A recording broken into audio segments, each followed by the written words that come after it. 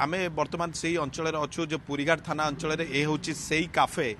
जोठी यही जघन्य कांड घटी एवं यही स्थान ही से कांड घटी एठी ही तांकर दुर्बल मुहूर्तर वीडियो ये से शूट करते ब्लैकमेल करते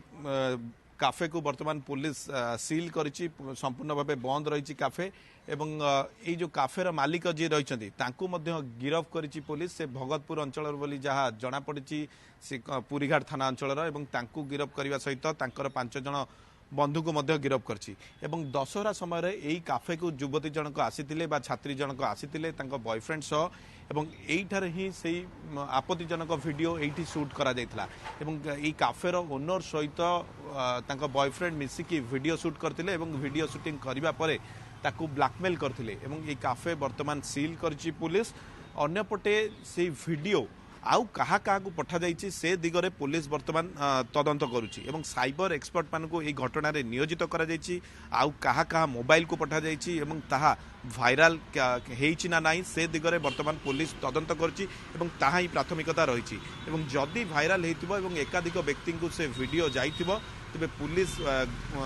कौन कार्यानुष्ठान ग्रहण करछि एवं से वीडियो को केमिति डिलीट करिवो से दिगरे प्रक्रिया आरंभ करिवो एवं ए नै जहाँ मुझे कहूली कि साइबर एक्सपर्ट मान को नियोजित करा जाइछि एवं कमिशनरेट पुलिस रो साइबर टीम मध्ये नियोजित होइछन्ति एई घटना रे एवं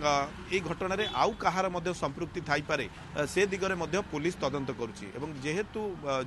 युवती बा छात्री 164 बा मजिस्ट्रेट निकट में बयान रेकर्ड करा जाइछि एवं अन्यपटे जो अभियुक्त माने रहिछन्ति ए घटना रे आउ कहार संपृक्ति संदेह करा जाउछि तेणु करिबा वीडियो को आउ कुआडे भाइराल करा जाइतिबा संदेह करुछि पुलिस एवं सेति पई सेमानकु मध्ये रिमांड रे आनिबार योजना करुछि एवं हुए तो केवल बॉयफ्रेंड को हुए तो रिमांड रे आनी पुणी थे पचराउचरा करा जाई पारे जहाँ संभावना रही एवं आउ किछि समय परे हुए तो ए दिगरे डीसीपी जगमोहन मीना स्पष्ट सूचना देवे एवं यह पर ही सब कथा स्पष्ट हम जे प्रकृत घटना कौन थिला एवं जहाँ आम पाखे जहाँ वर्तमान तथ्य अच्छी जे